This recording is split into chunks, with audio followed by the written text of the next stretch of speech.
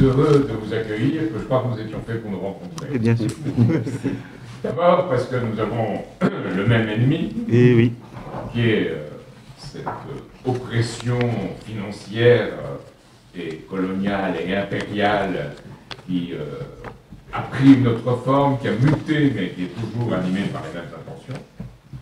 Et que votre combat, et c'est l'autre aspect, c'est pas seulement parce que nous avons des ennemis communs, c'est parce que je crois que nous avons une espérance commune, qui est de reconstruire un monde dans lequel il y a une conception du développement mutuel, du développement harmonieux, qui permet de définir ce que doit être l'avenir. Nous ne voyons plus le monde, et je crois qu'il y a eu, tel qu'il est défini par des courants passés, nous ne voyons pas par la déduction de ce qu'il y avait avant, mais nous voyons par rapport à ce qu'il faut pour le futur. Mais il est très important, je pense, de ce point de vue, que quelqu'un dont personnellement je ne m'attendais pas tout à fait une intervention de ce type, Narendra Modi, le dirigeant indien, et dit, nous essayons, nous les BRICS aujourd'hui, d'avoir un monde qui n'est pas défini par notre prospérité d'aujourd'hui, mais par notre potentiel pour l'avenir. Et que des choses, sous une forme imparfaite, mais très intéressantes de ce type apparaissent, je crois que c'est aujourd'hui un petit facteur pour nous d'espérance, mais qui suppose que vraiment nous mouillons la chemise, que nous puissions notre combat plus loin, et je crois que c'est de ce point de vue que nous devons nous connaître, nous comprendre, échanger et surtout faire des choses pour ensemble intervenir. Alors, je suis très heureux aussi que vous veniez à notre conférence en Allemagne et vous verrez ce que c'est. Vous verrez ce qu'est Madame Larouche qui sera. Elle est revenue de Chine où les gens ont reconnu que c'est elle qui a eu le premier concept de la nouvelle route de la soie pour développer cet espace. Mais elle a toujours dit, et je l'ai entendu, que ça n'aurait pas lieu, que cette nouvelle route de la soie jamais n'aurait lieu si on ne développait pas également l'Afrique. Et dans une certaine mesure, il y a urgence aussi, mais ce n'est pas la même nature l'Amérique du Sud. Et de ce point de vue, j'étais heureux de voir qu'il y a des gens en Équateur qui ont des idées pour le monde, pas simplement pour l'Équateur et l'Amérique du Sud. Alors, je crois que nous devons tous avoir une pensée, vous comme nous, pour Sylvanus Olympio, pour Thomas Sankara, pour Patrice Lumumba, tous ces gens qui ont été tués, éliminés, et que nous devons faire en sorte de ne pas être tués, de ne pas être éliminés, mais de poursuivre leur même combat. Alors, la lecture pour moi de Joseph Tchung Poemi a été quelque chose de tout à fait éclairant, de Nicolas Agboou aussi, et je pensais à vous en les lisant. Enfin, je vous connaissais sans vous connaître physiquement, je savais votre existence. Donc, je pense que c'est très important d'avoir ce sens-là. Ce que dit Nicolas Agboou en particulier me semble très intéressant, c'est que les origines du franc CFA ont des origines sous l'occupation nazie, et ça s'est poursuivi ensuite sous une autre forme, mais ça s'est poursuivi, et que le massacre du père de Hermann Göring, le massacre des héros, a été pour la première fois un massacre de masse et la constitution de camps de concentration, et que nous devons à l'Afrique de changer absolument ce qui avait été fait à ce moment-là, en sachant bien que la question monétaire, et c'est ce que disent ces deux-là, Poemi et Agboou, la question monétaire n'est pas une question simplement technique, c'est une question profondément politique, essentiellement politique, de même que la question des droits de l'homme. Le droit de l'homme, dit comme ça, sont une arme qui a été utilisée politique pour opprimer. Les droits de l'homme, sans développement économique, ne peuvent pas exister. Et ce développement économique mutuel suppose aller aux sources culturelles, et ces sources culturelles que vous représentez en commun, ces sources culturelles qui peuvent trouver dans une expression qu'elle a eue dans un lieu du monde, un lien avec d'autres lieux du monde pour converger vers une idée de l'homme qui soit l'idée que nous essayons de faire. Donc mon intervention c'est pour présenter notre organisation, mais je vais quand même vous présenter ceux qui sont venus à vous parler, mes frères. Donc je commencerai à ma droite par le doyen Mathurin Meny, donc, qui est le secrétaire général de la section France. Pour nous c'est un territoire. À ma droite toujours, il y a Francis Sec, qui est donc chargé de la diplomatie de l'organisation, mais au niveau fédéral, puisque nous sommes une organisation internationale. Il y a le frère Hamzat Boukari Yabara, qui est donc notre chargé du programme politique au niveau fédéral. Il est spécialiste du panafricanisme, historien. Et à l'extrémité comme à gauche, il y a le frère Obambe Gakoso, qui est porte-parole de l'organisation fédérale, mais il est aussi coordonnateur de la section France. On n'est pas des cumulards forcément, mais bon, les rangs des militants sont souvent tellement vides qu'on est obligé de prendre toutes les tâches nous-mêmes pour les faire. On aimerait qu'il y ait plus de monde pour que le non-cumul soit appliqué de façon stricte. On y arrivera. Et donc je suis le secrétaire général, Diogène Séni. Je connais pas mal de frères militants dans cette salle, à commencer par Jacques, que j'ai rencontré aussi à Toulouse, et puis tous les autres que je ne cite pas, mais bon, on se connaît. Je vais vous présenter rapidement l'organisation que nous sommes, la Ligue panafricaine Umoja. En fait, Ligue panafricaine, on met tiré Umoja. En fait, on aurait pu dire Umoja tout court, ça nous aurait suffi, mais comme il faut se faire comprendre, parce que Umoja veut dire unité, un, en Swahili, l'une des plus grandes langues africaines. Donc nous disons Ligue panafricaine et tiré Umoja. On peut dire Ligue panafricaine tout court, mais bon, comme nous voulons faire la promotion de nos langues, nous aurions aimé nous faire appeler simplement dans nos langues, mais bon, il faut se faire comprendre bien sûr.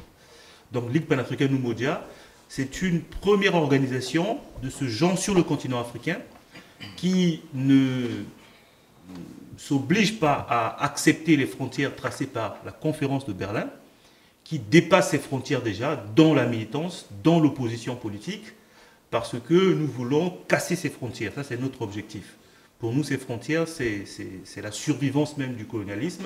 Ça nous maintient dans une situation de dépendance permanente.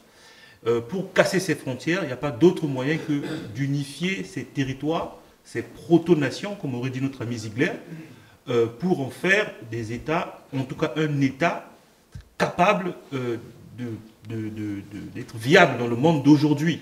Parce que face à des États continents comme la Chine, face à des États continents comme l'Inde, face à des États continents comme la Russie, face à l'Europe qui, plus ou moins avec le temps et en liaison avec les États-Unis, s'organise, l'Afrique n'a pas d'autre choix que de s'organiser en un État relativement fort pour se protéger. C'est déjà la première mission de l'Afrique. Il faut se protéger, et se protéger de tous ordres, c'est-à-dire sur le plan de la santé, sur le plan de l'éducation, sur le plan... Nous sommes le continent qui a connu le bousillage de tous ces aspects existentiels comme on n'en a jamais connu dans ce bas monde. Tant sur le plan culturel que sur le plan économique, sur le plan militaire. C'est comme un être humain qui n'a plus d'agent de protection chimique, et ça pose des problèmes. Et donc, ce continent a besoin de protection. Et donc, je disais que notre organisation est une organisation qui veut bâtir les États-Unis d'Afrique. Donc, déjà, dans sa conception, nous sommes fédéralistes. C'est-à-dire que nous voulons développer l'esprit fédéral dans l'organisation avant d'arriver un jour au pouvoir. Comme Solidarité et Progrès, nous ne voulons pas développer l'opposition pour l'opposition. Nous savons bien que c'est dans le pouvoir que nous allons réaliser ce que nous voulons faire. Donc nous nous battons pour gouverner notre continent. Pas à n'importe quel prix, bien sûr. Donc notre organisation est structurée en territoire. On ne dit pas État. Donc nous sommes déjà installés dans un certain nombre d'États entre guillemets africains, mais qui sont pour nous des territoires. Nous allons nous battre dans ces territoires-là, pied à pied avec les France-Africains, avec les néocoloniaux, pour arriver au pouvoir. Nous avons une conception très claire du pouvoir, c'est-à-dire que pour nous, le pouvoir n'est pas que le pouvoir d'État, il faut le prendre partout. Nous voulons partir de la base vers le sommet. Nous voulons nous battre pour arracher des communes, des municipalités, et partout où nous pouvons prendre le pouvoir. Notre conception du pouvoir est large.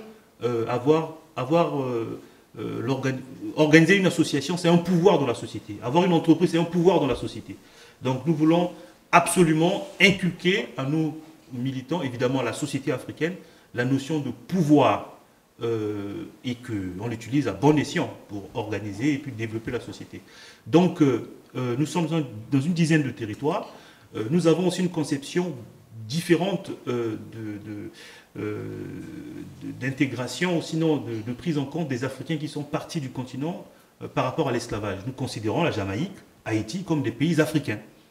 Donc pour nous, l'État fédéral, les États-Unis d'Afrique que nous voulons bâtir ne s'arrêtent pas qu'au continent physique, Afrique géographique. En tout cas, notre géographie dépasse la géographie que nous voyons du continent. Haïti a vocation à être un État africain, et c'est un État africain pour nous. La question ne se pose même pas comme la Jamaïque, comme la plupart des territoires qui ont été développés grâce aux Africains par l'esclavage. Ce sont nos territoires, nous allons les revendiquer. Et donc, pour la présentation politique, je pourrais m'arrêter là, puisqu'on aura des questions, vous allez nous poser ces questions. Nous sommes aussi favorables à ce que la solidarité des mouvements anti-impérialistes, comme c'est pas nouveau, hein, les Africains ont été dans toutes les luttes de ce genre, tout le monde le sait, mais nous voulons réaffirmer cela. Les organisations comme Solidarité et Progrès, comme toutes les autres qui sont en Amérique latine, en Chine, un peu partout, nous voulons nous mettre ensemble pour pouvoir faire avancer l'idée que l'impérialisme fait trop de mal à cette humanité. Il faut à un moment donné que cela s'arrête, que les peuples prennent le pouvoir. Enfin, juste sur la question financière, parce que Solidarité et Progrès travaille beaucoup sur la question de la monnaie, les panafricanistes ont une vision très claire. La monnaie, comme le disait Jacques tout à l'heure, fait partie en tout cas des attributs de souveraineté, même si on cherche par divers moyens à le considérer comme un simple instrument d'échange par les monétaristes. Nous voulons que les États africains puissent reconquérir cette souveraineté. Il y a des panafricanistes importants, comme Tudian Poumi, comme Agbou par exemple, et bien d'autres qui ont développé des réflexions sur cette question qui sont pour nous en fait des bases d'inspiration pour bâtir le programme politique qui est le nôtre. Voilà, donc sur cette présentation, je vais m'arrêter là puisque nous allons tout à l'heure faire des échanges. Je vais laisser la parole au modérateur qui va évidemment prendre la parole pour pouvoir... Je pense que si... Voilà, merci. Alors, je ne sais pas si sur cette présentation, il y a des questions éventuellement. Sinon, donc on va tout de suite rentrer dans le premier sujet. Chamsou, un doigt au fond. Il y a une question. Merci. Ouais, donc, l'organisation est créée en 2010. 2010, et nous avons pris l'option de nous installer dans tous les territoires en 2012 précisément. Le 1er mai 2010 a été créé. En 2012, on a pris l'option de nous étendre sur tous les territoires africains parce que nous sommes partis, vous le verrez hein, dans nos documents, d'un État qui est le Congo-Brazzaville. La première Ligue panafricaine s'appelait Ligue panafricaine du Congo, Umoja, et c'est par la suite que nous avons revu la stratégie et aujourd'hui, nous sommes en train de nous implanter dans... Donc nous sommes sur le continent africain. Hein. On n'est pas une organisation qui est basée en Occident, qui développe des analyses de loin. Non, nous sommes sur le continent. Nous avons des sections qui s'organisent. On n'est pas encore en position, évidemment, de prendre le pouvoir immédiatement, mais nous travaillons activement pour cela. Alors, Umoja, ça vient du Swahili. Je vais faire une petite... alors, le Swahili, si vous voulez, c'est l'une des plus belles et grandes langues africaines. Il faut rendre hommage au président Nyerere, Julius Nyerere, de la Tanzanie, au tournant des indépendances nominales, évidemment. Il a eu cette idée de faire du Swahili la langue officielle. Puisque dans la plupart des pays africains, la langue officielle, c'est soit le français, soit l'anglais, et puis les langues nationales viennent de façon secondaire. Et lui, il a dit que le Swahili avait été une langue qu'on pouvait dont on pouvait faire une langue officielle. Et il a eu les critiques de la plupart des chefs d'État africains, n'en parlons pas des Occidentaux, qui disaient qu'il vaut mieux prendre l'anglais ou le français parce que pour aller vite, pour accéder et tout. Et non, il a fait ce pari. Aujourd'hui, le Swahili, c'est la langue officielle. La Tanzanie ne s'en porte pas moins bien que le Congo-Brazzaville ou un autre pays africain. Et ça a permis d'ailleurs d'asseoir cette langue, puisqu'elle a été développée, elle est parlée dans la plupart des pays de l'Afrique de l'Est, même une partie de l'Afrique centrale. Aussi, il faut considérer que la division linguistique en Afrique, c'est aussi un leurre, parce qu'il y a un travail qui a été fait sur ce qu'on appelle la linguistique historique, la linguistique comparative, qui a montré que la plupart des langues africaines, même jusqu'à l'Égypte ancienne, ont ce qu'on appelle un ancêtre commun prédialectal. Ce qu'on a fait ici en Europe avec ce qu'on appelle l'indo-européen. Le même travail a été fait par Cheikh Anta Diop, d'ailleurs, et qui a été repris, bien développé aujourd'hui, très, très, très, très développé. Les langues africaines, voilà, on peut parler une langue africaine, et si on est bien formé au proto, on peut facilement passer d'une langue à une autre. Donc ça, c'est aussi quelque chose que nous voulons évidemment développer et combattre. Un petit complément. Voilà, concernant donc le Swahili, aujourd'hui, il est parlé par 100 millions d'Africains.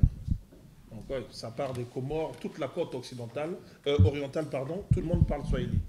Donc, Tanzanie, au Mozambique, on parle le Swahili, même si la langue officielle est le portugais. En RDC, tout l'est de la RDC parle le Swahili. Voilà, au Burundi, on parle le Swahili. Au Rwanda également, on parle le Swahili. Et le Mwalimu Julius Nyerere, dont on vient de parler, était instituteur à la base. Et dit-on qu'il parlait même mieux l'anglais que le Swahili. Mais en 40 ans de vie publique politique, il ne s'est jamais adressé à son peuple en anglais, c'est toujours en Swahili qu'il l'a fait. Parce que justement, en parlant une langue locale, on se fait comprendre, à défaut par tout le monde, au moins la grande majorité. Alors que la réalité voudrait que lorsque on a la langue officielle qui est le français ou l'anglais, la réalité c'est qu'il y a une fraction, c'est une élite souvent qui parle cette langue. Prenons le cas du Sénégal, on a eu l'exemple en décembre 2013.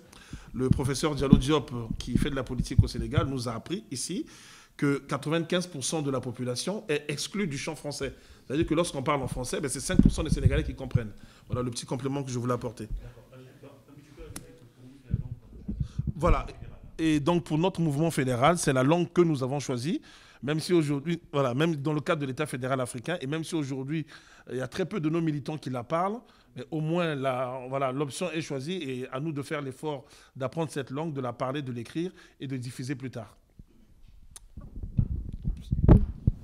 Oui, que pensez-vous de la proposition de Cheikh Anta Diop de faire des manuels bilingues d'enseignement faits par les Africains eux-mêmes et pas des choses qu'on leur balance? Oui, je peux répondre. Effectivement, c'est ce qu'il faut faire. Cheikh Anta Diop, déjà très jeune, il l'a fait. Il était même pas au lycée quand il a commencé à faire ce travail sur le Wolof. Et aujourd'hui, il y a une littérature qui est développée au Sénégal, mais aussi dans d'autres pays comme le Kenya, Ngugi wa Thiong'o, qui écrit dans sa langue. Et donc une littérature qui est développée en bilingue. Ça peut être le français ou l'anglais avec une langue africaine. Donc effectivement, alors, par rapport à la question de la langue, non seulement la Ligue panafricaine mondiale l'a choisie comme la langue fédérale, mais c'est aussi la langue qui a été choisie par les pères fondateurs du panafricanisme comme la future langue continentale. Et donc voilà, le travail, je pense que ça doit aller dans ce sens-là. Il faut apprendre les langues africaines, apprendre en langue africaine. Je pense que ça ferait aucun doute à chacun que si on prend un enfant, on lui apprend les mathématiques dans sa langue maternelle, il va le comprendre que si on lui apprend dans une langue étrangère, oui, il a on va dire un double travail à faire. Apprendre d'abord la langue et ensuite apprendre la matière. Donc effectivement, c'est dans ce sens-là que doit aller le travail que nous avons à faire. Parce que ce que j'ai vu, d'après l'étude des Africains qui sont en France, dans les familles où on garde la langue africaine et en même temps on apprend le français, l'élève à l'école est meilleur en français quand il garde la langue africaine que ne sont les élèves à qui on force que la langue africaine soit oubliée parce qu'on veut s'intégrer, on garde que le français. J'ai trouvé intéressant le phénomène. Absolument. Donc, alors, il y a une autre question. En territoire anglophone. Ah, en territoire anglophone. Alors, nous n'avons pas de section territoriale pour ce qui concerne l'Europe en Angleterre, mais on a un militant donc, qui était, il n'y a pas très longtemps, membre du bureau politique, membre du bureau fédéral, et qui est effectivement fait le travail sur le terrain en Angleterre.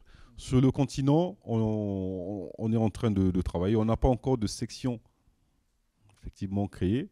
Mais là, dans le cadre de la conférence du congrès panafricain qui se déroulerait au Ghana en 2015, bon, on est en train d'envisager d'y participer et donc de pouvoir développer notre présence sur ce territoire anglophone, mais aussi voir le Nigeria. À propos de Nigeria, donc Hamzat, qui est là historien, a écrit un livre sur le Nigeria. Je ne sais pas si tu as l'exemplaire. Tu n'as pas pensé à l'emmener. Donc, un spécialiste, effectivement, aussi du Nigeria et des pays anglophones. Donc, c'est une préoccupation, effectivement, pour nous qui va être vite balayée parce que nous ne faisons pas de frontières linguistiques, en fait. Il y avait une autre question. Anticipe un peu. J'avais posé la question sur l'Afrique du Sud et aussi l'intérêt pour est-ce que le Swahili est parlé en Afrique du Sud? Alors, sur l'Afrique du Sud, peut-être le SG, bon. Oui, alors en Afrique du Sud, il y a une dizaine. En fait, en Afrique du Sud, il y a une dizaine de langues nationales qui ont été retenues par l'État pour contenter l'ensemble des populations dans l'idéal de la nation arc-en-ciel. Donc le Swahili n'est pas réellement énormément parlé, mais en revanche, il y a un certain nombre de migrants qui viennent des autres pays africains, notamment de toute l'Afrique de l'Est, qui parlent effectivement le Swahili. Donc le Swahili est une langue de migrants en Afrique du Sud. Néanmoins, la position géopolitique de l'Afrique du Sud par rapport au reste de l'Afrique de l'Est, notamment, est quelque chose qu'il convient de surveiller, étant donné que l'Afrique du Sud représente une des grandes victoires du panafricanisme en tant que politique. Mais du point de vue économique, il y a énormément de choses qui ne vont pas au niveau de ce pays-là. La victoire contre l'apartheid, c'est le résultat de l'ensemble des luttes de libération du continent, mais on s'est très rapidement rendu compte que cette victoire-là a été récupérée par les oligarchies étrangères avec le soutien de quelques élites sud-africaines qui ont été cooptées par le régime en place, qui a mis ensuite en place une politique non pas de redistribution et de justice sociale, mais une politique d'accaparement des richesses encore plus important. Et cet accaparement des richesses que mène aujourd'hui cette élite sud-africaine vise une partie de l'ensemble du continent africain. Donc la position sud-africaine est très ambivalente. Il y a en Afrique du Sud des partenaires du panafricanisme, mais également des opposants. Donc en fait, dans chaque pays africain, il y a ce jeu, cet affrontement idéologique entre les partisans de l'unité et les partisans du pouvoir, de la soumission aux intérêts étrangers. Et c'est dans cet axe-là que le panafricanisme essaie justement de fédérer l'ensemble de ceux qui veulent changer cet état de fait. L'Afrique du Sud, c'est également un pays qui est extrêmement intéressant parce qu'il offre un certain nombre de militants aguerris au travail de terrain qui ont surtout remporté une grande victoire, et ça c'est très important. Il y a eu cet espoir qui est né de la victoire contre l'apartheid, qui n'a pas été transformé en résultat économique. Et parmi les doyens, les militants sud-africains, il y a cette expérience qu'il convient de diversifier ailleurs dans le continent. Et aujourd'hui, un territoire dont on parle très peu, qui est très proche de l'Afrique du Sud, mais qui est en même temps éloigné, je pense à Madagascar. Une île comme Madagascar devrait être la Cuba du XXIe siècle si seulement on arrivait à la relier davantage aux mouvements protestataires et contestataires qui sont présents sur le continent. Donc c'est aussi tout l'objectif du panafricanisme, de recycler les luttes et de les réactualiser de manière à vraiment changer la donne sur l'ensemble du continent et également au niveau de la diaspora. Donc, Bon, je pense qu'on va peut-être passer à la première partie. Donc, on va consacrer un certain temps sur le panafricanisme, l'historique, les grands leaders et les grandes idées. Donc, c'est Hamzat qui va vous présenter.